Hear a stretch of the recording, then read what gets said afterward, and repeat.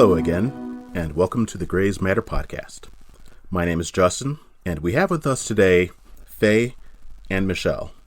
How are you two doing today? Hey, I'm actually kind of excited. Something that I've been stoked about is the decryption of the Zodiac Killer's letter. I don't know if you guys saw that. I did not see that. Yeah, a group of amateurs decoded it. I don't know. I've been stoked about it as someone who's into ciphers. Okay, I am excited about this just because Ted Cruz is the Zodiac Killer always amuses me.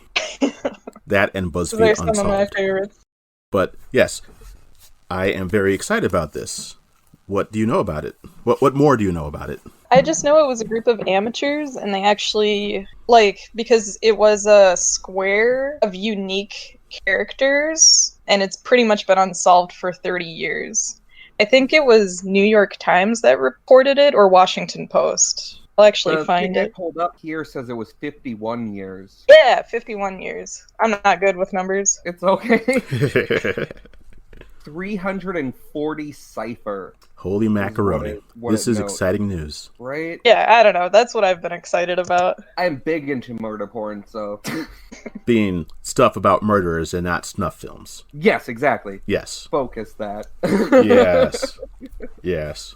I mean, I am interested in the procedurals behind investigating these things, like the Golden State Bandit, how they caught him. Yeah. Oh, right. Using that was all because that, of the an DNA ancestry stuff. test. That's right, yeah. Which does also create, on the one hand, very interesting use of recreational DNA testing. On the other hand, it also makes it a little frightening. Yeah, that they can uncover that much with just someone else's DNA. Exactly.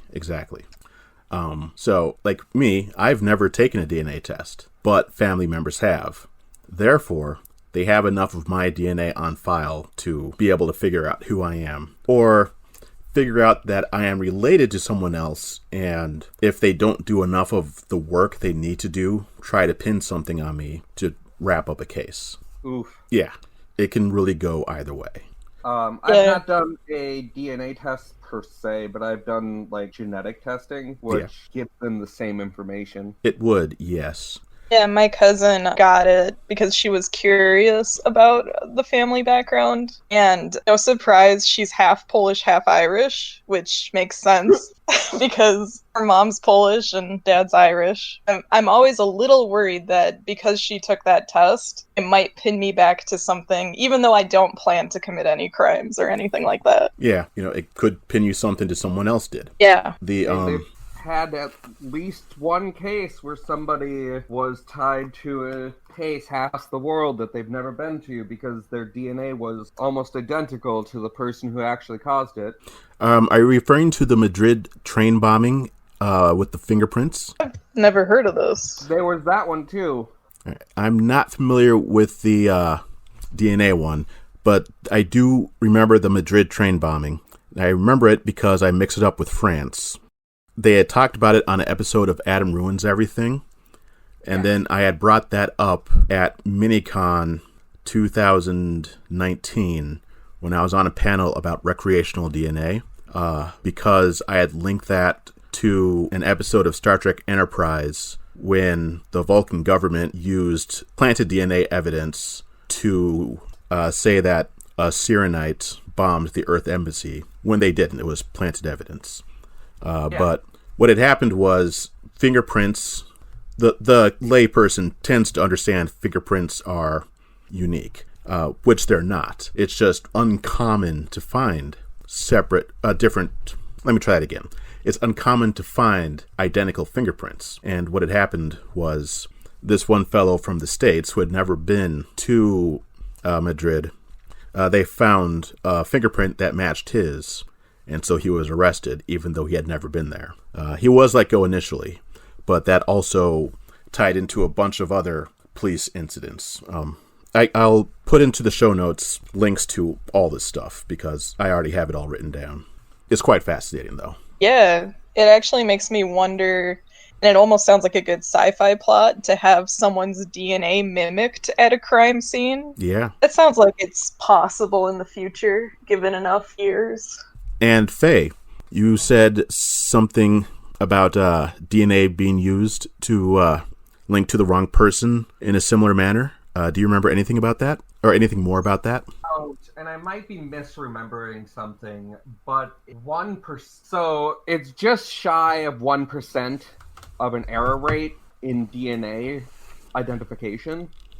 And 1% of the world's population is still like... All right, 78 million. Yeah. Yeah. Wild. I had to search it up because I was wondering about reliability for DNA evidence in court. And at least, Claremont McKenna College found jurors rated DNA evidence 95% accurate and between 90 and 94% persuasive in any case. The jurors did, or the scientists did? Okay. Jurors, not scientists. That makes sense. Yeah. Because jurors aren't scientists, usually. Yep. As a percentage of the population. I pulled up through a site called ResearchGate, and in there they're talking about some of the flaws of DNA profiling and comparisons and testing. So the error rate in DNA analysis is less than 1%. It's according to the general research. There's also, though, DNA contamination. Like in Germany, when they thought they had a serial killer on their hands, and it turned out the swabs they were using were all contaminated by the same person beforehand at the manufacturer, or by the manufacturer. Yeah, well, isn't that also... it was a few weeks ago that there were a bunch of accidentally positive COVID tests, and it was because of someone else's DNA on it was positive in COVID, or like someone else's... I don't know exactly how COVID testing works because I haven't been tested yet.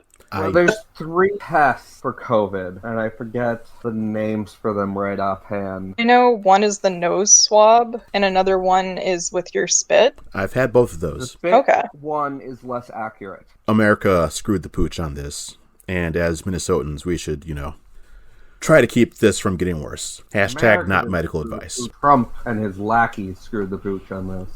Yeah, they did, as governing bodies. But I don't just mean his lackeys as in the government bodies. I mean his cult of followers, too. Yeah, because I was thinking of that restaurant over in East Grand Forks that's still open. Right. So what? There's so a lot of people know there's Grand Forks, North Dakota. There is a neighboring city called East Grand Forks, and that's in Minnesota.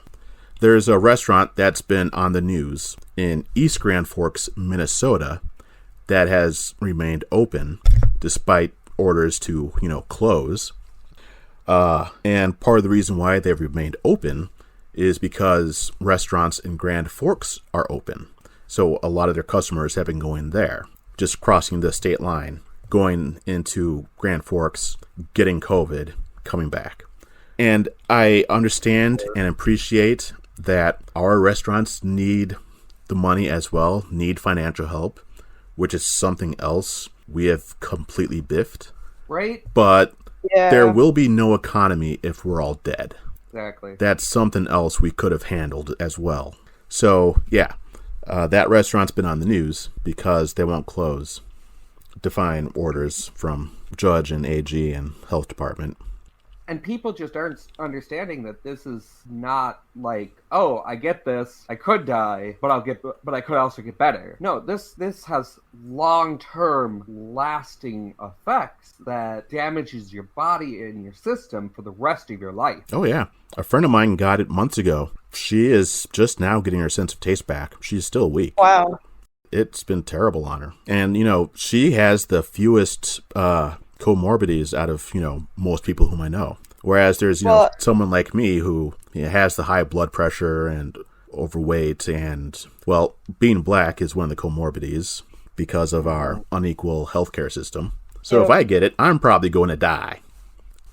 So if she is still suffering after all these months after not having it in her system anymore, just imagine what could happen to me. Well, there's also signs of long-term lung and cardio damage. Mm-hmm. There's signs of nervous system damage. Mm-hmm. There's signs of long-term cognitive effects. And these things could be permanent, not just like lasting the next year. They don't know. Yeah, we don't know. It's too soon. I mean, the cardiac ones are permanent.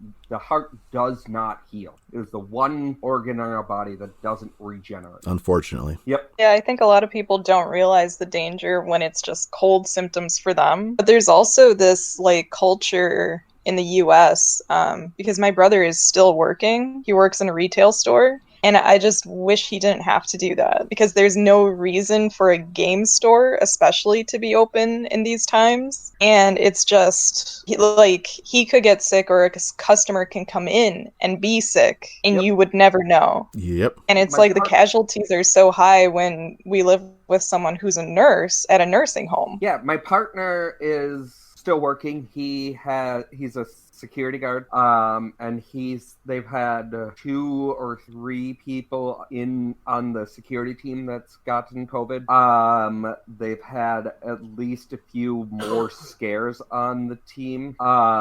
Their clients have had a number of positive COVID cases.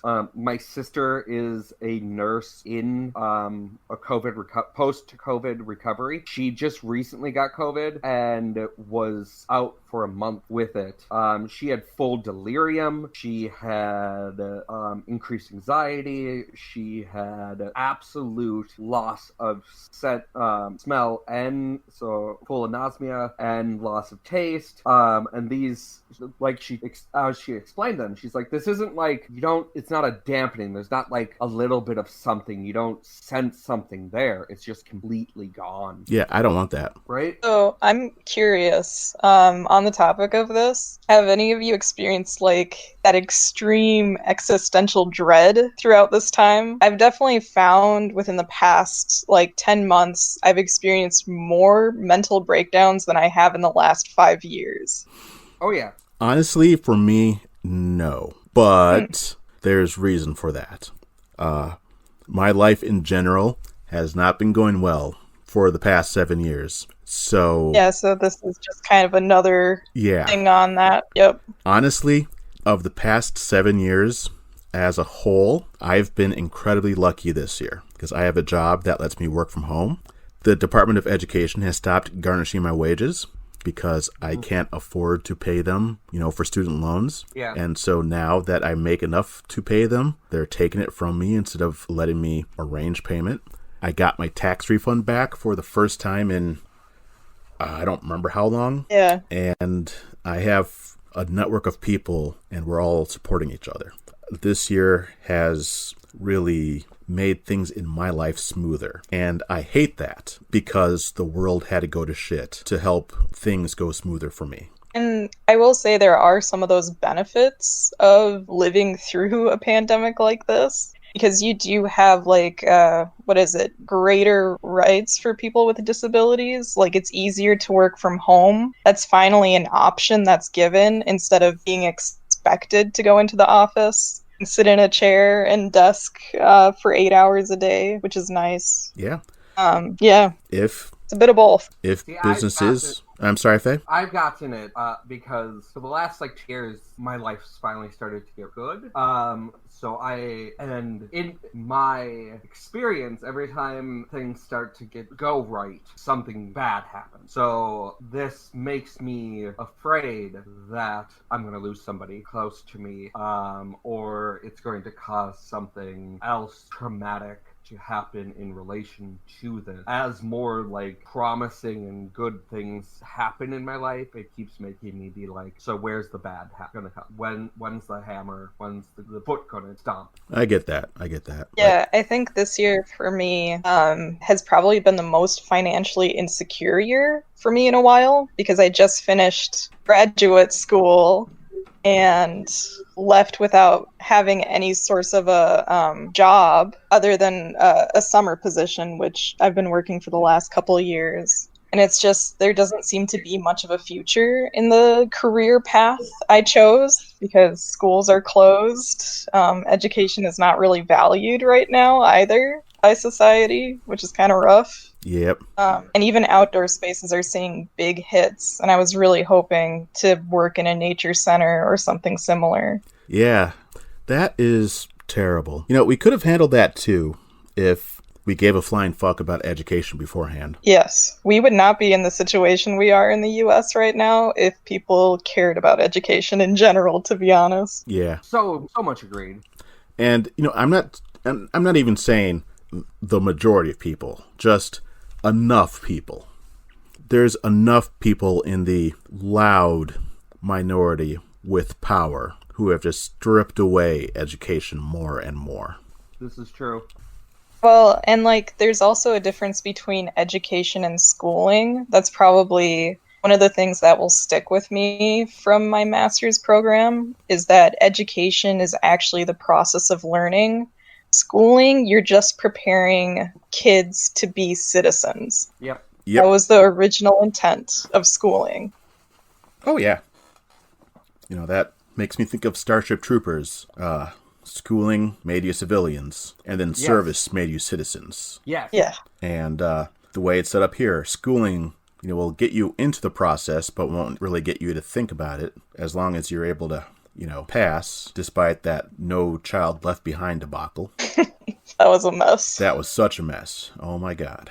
Worst thing ever. And, Not in the program.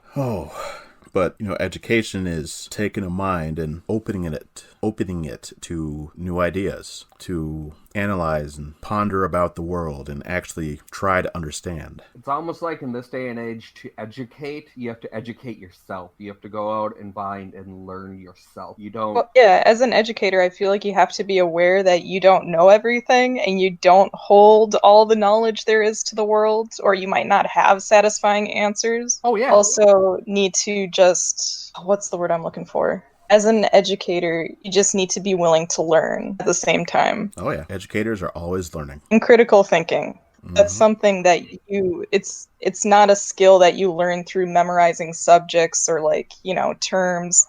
Critical thinking is something you gain through learning. Remember when getting an education was a conservative idea? I do not. Yeah, we're actually all too young for that. But, before it was the bastion of the... You can't see me doing this because, this is audio, but air quotes, the liberal elite.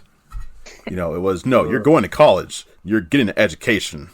You're going to wear a suit and tie and get out there and, go into business or become a scientist or a doctor or something because it's important and blah. And not the, go out and liberal idea of explore nature and la-di-da.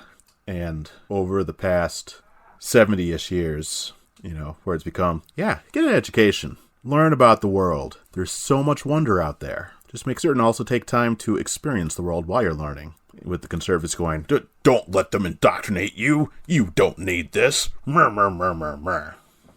School should... Don't get me wrong. Schools should have elements that prepare you for the world. Oh, yeah. They should have elements that talk about things that happen in the world. They should have things that prepare you for, taxes and the way that the, jobs and other things work. Not necessarily how to act and how to be, but how things are. Other than that, it should be teaching you the fundamentals of the universe and running through everything from knowledge of the, 8 different forms of intelligence and, letting everybody explore their intelligence, as well as helping them understand themselves and their emotional sides and stuff like that through things like DBT, and allowing them to become both one with the world and one with themselves, as well as learning about how science works, how,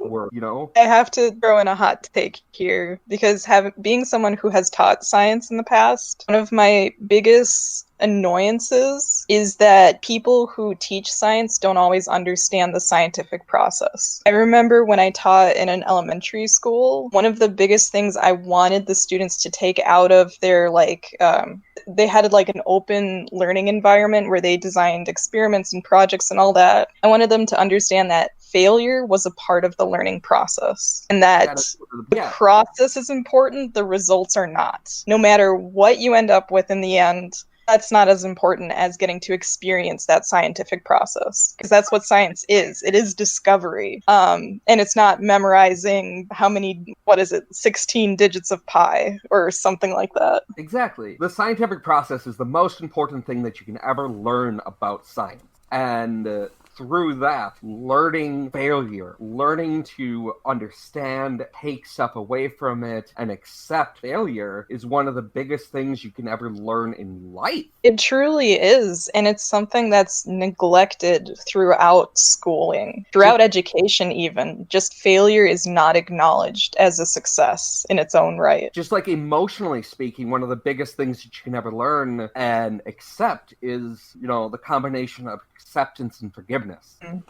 One of my favorite lines from Star Trek The Next Generation was the second season episode with, I think the creature was called Nagilum, and the Enterprise is just sitting there in front of that hole in space, and Data says he doesn't know what that is, and that the beginning of science is admitting that you don't know. I don't know what that is. And it's like, yeah, that is something important to get out there and to remember. Yeah, anybody who says they have the knowledge of everything is lying. Yeah, I only know 6 digits of pi, and I know that much because of a cheer from Third Rock from the Sun. I mean, at that point, that's also tying into, music? It's not just taking one part of your brain to learn it. Yeah, exactly. For all intents and purposes, for the things I do, pi can equal 3. That's all I need to know. Yep. It's just I know the rest because it was a cheer. And, there's competitions for people who know more digits. But we also live in a technological society where we know how to get more digits if we need it for those who need it. Well, sometimes one of the best things to know isn't knowing the information, it's knowing how to find, research, and look up the information. Oh, exactly. So when I was in high school, people would get on my case for not knowing who was who at each level of government, the federal government anyway. Yeah. And then now that I'm older, I realize if I'm supposed to remember everybody, we got president, vice president, 2 senators, our state representative for, our district. Then there's governor, lieutenant governor, depending on what state you're in. State senator, state representative, depending on what state you're in. Mayor, and then for my city, 3 city council persons. I'm like, all right, so that is, 20 people I didn't keep count to keep track of.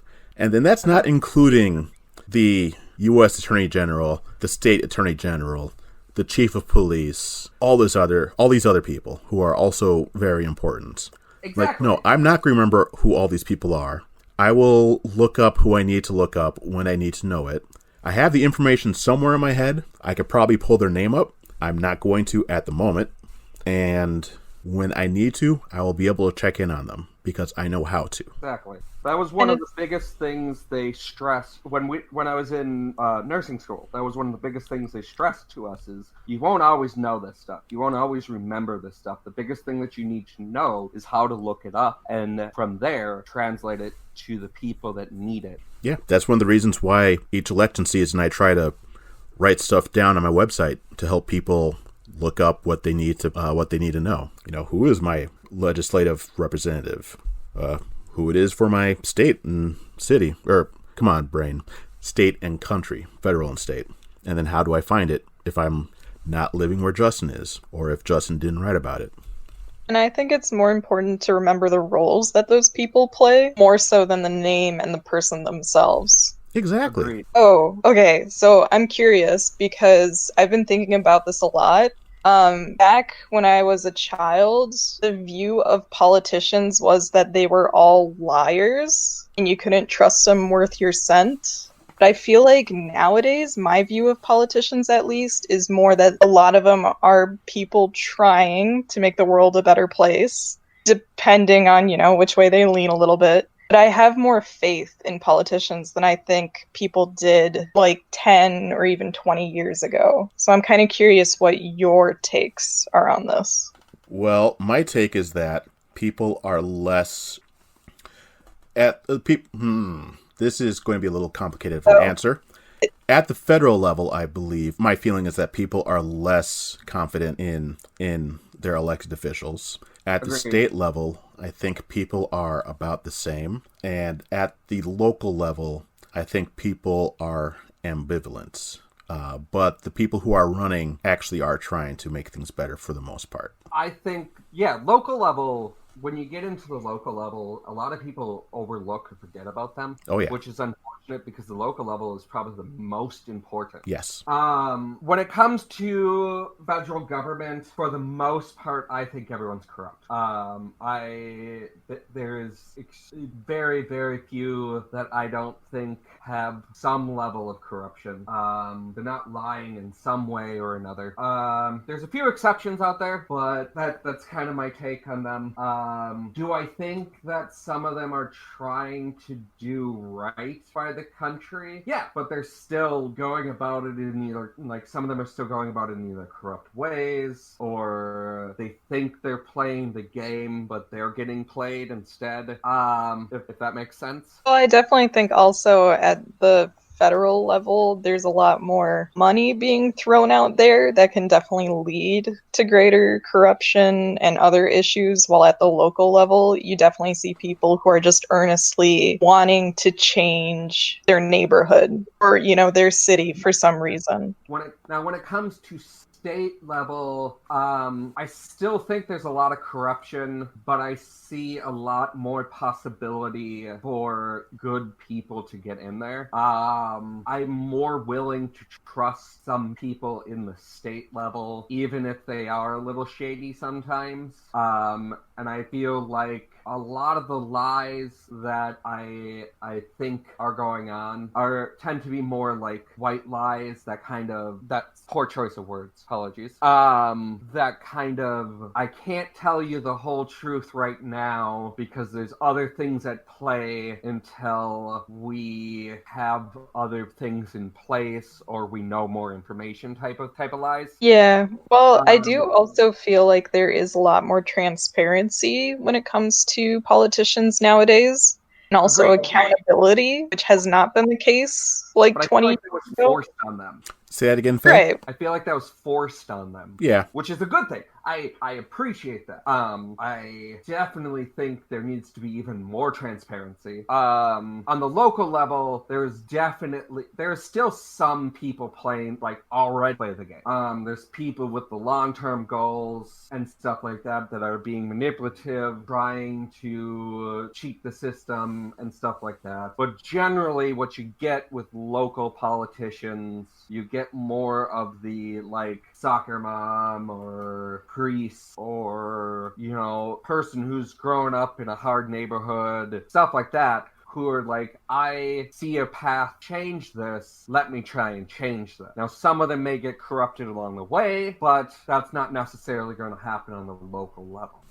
Though with the state level, there is still the financial barrier because it doesn't pay all that much. And so you'll still need to be able to work or else be independently wealthy or have someone supporting you while you're doing your state legislative stuff. And that's where a lot of the corruption comes in. Yeah. And then on top of that, a lot of state races go uncontested because people forget that they're there. Yep. Yeah, and people just vote for the name that's incumbent. Yeah. When I write about the upcoming elections, I see if I can find one that's uncontested. I'm like, yeah, so I can call some elections like this one. I have called this November election in May because it's uncontested. Yeah. Congratulations, Representative this person. Right. Yes. And people also forget that some places have elections every year, like Minnesota. A lot of Minnesota has an election every year, not every other year.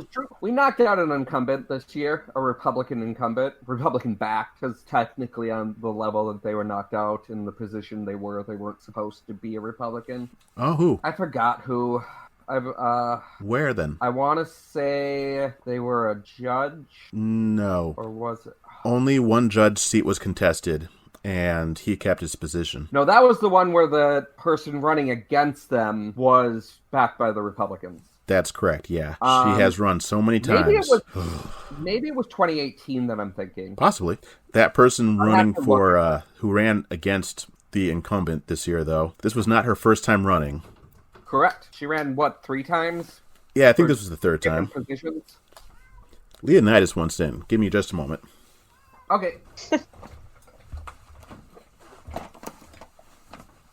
My Harvard bun is... Hey, buddy. Surprisingly not pestering us. I already got my pup sleeping next to me. He wants more food. I'll be right back. Okay. Sure thing. Have you read Howard Gardner's Theory of Multiple Intelligences? I believe that was part of my required reading. I don't remember much about it, though. Okay.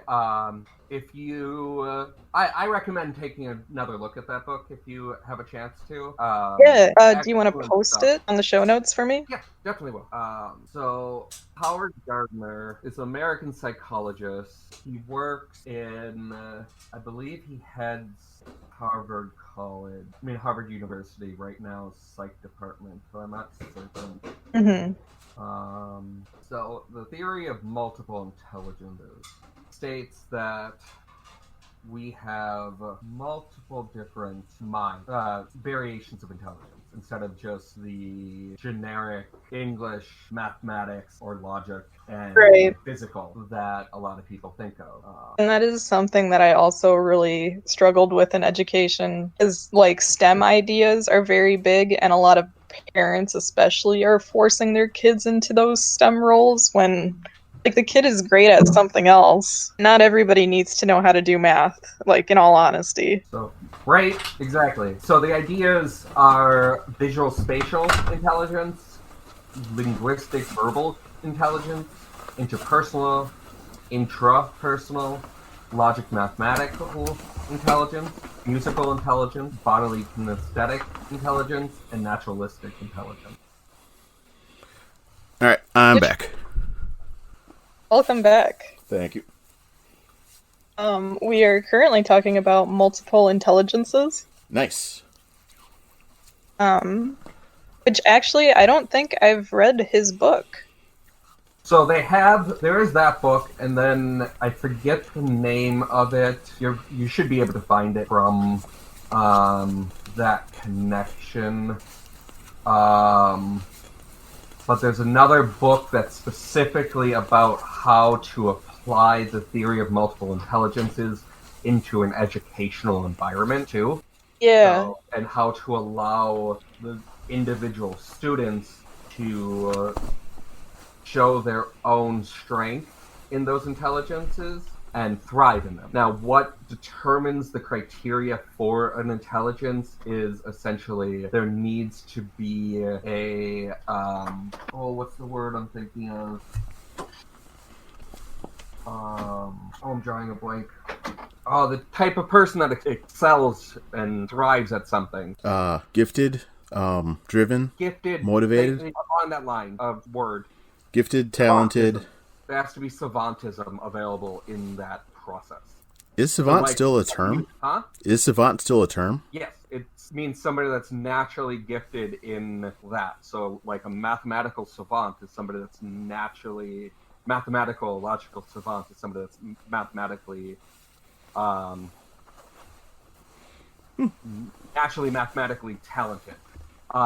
So like, have any of you watched Queen's Gambit? Yes. I have not yet. Like, he would be a logical savant. Yeah. Mozart was a musical savant. Mozart. Amadeus. A lot of sports players could fall into like bodily and kinesthetic savantism. Yeah. And there is an argument for a ninth intelligence. It's called existential or spiritual intelligence, though he would not commit to that being an intelligence. And it's not like a religious, it's more spirituality is what the focus was about. Mm-hmm. Yeah, because that doesn't really fit under any of these. Yeah. How would that work? So Spiritual intelligence is a term used by some philosophers, psychologists, and the developmental theorists to indicate spiritual parallels with IQ, intelligence quotient, and EQ, emotional quotient. Sarah Zohar was the original person who coined the term spiritual intelligence and introduced the idea in 97 in her rewriting of the corporate brain. I see.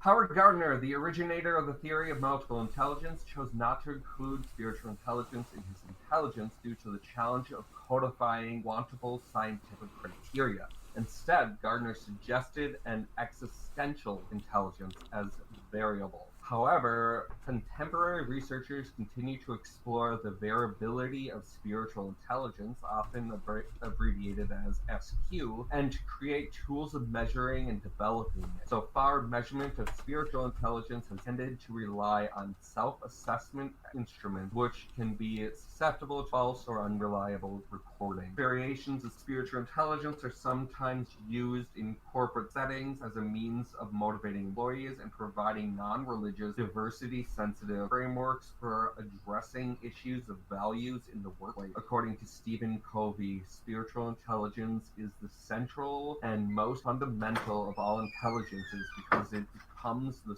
source of guidance for the others. Interesting. It outlines the concept as a perspective offering a way to bring together the spiritual and material that is ultimately concerned with the well-being of the universe and all who live there. That was Stephen Benedict, who was an author, who outlined that concept in their book Spiritual Intelligence, written in 2000. I guess for me, thinking about it, some of it falls under interpersonal and intrapersonal a bit as well. Agreed. Which kind of makes it hard to keep it as its own separate intelligence in that way when there's so much overlap with two other forms of intelligence. Yeah, like the Dana Zohar defined 12 principles underlying spiritual intelligence. Self-awareness, knowing what I believe in and value, and what deeply motivates me. Spontaneity, living in and being responsive to the moment. Being vision and value-led. Acting from principles and